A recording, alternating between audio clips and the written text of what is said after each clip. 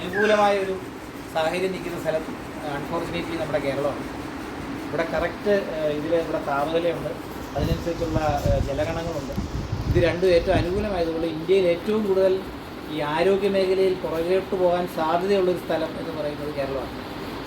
അപ്പോൾ നമ്മൾ അധ്വാനിച്ചുണ്ടാക്കുന്ന കാശ് മുഴുവൻ നമ്മൾ ആശുപത്രിയിൽ കൊണ്ട് കൊടുക്കേണ്ട ഒരു അവസ്ഥയിലേക്കാണ് പയ്യെ കാര്യങ്ങൾ നീങ്ങുന്നത്. അപ്പം IPCC എന്ന് പറഞ്ഞാൽ ലോക കാലാവസ്ഥാ സംഘടനയുടെ ഒരു കൺസോർഷ്യമാണ് IPCC, ഇന്റർ ഗവൺമെൻറ്റൽ പാനൽ.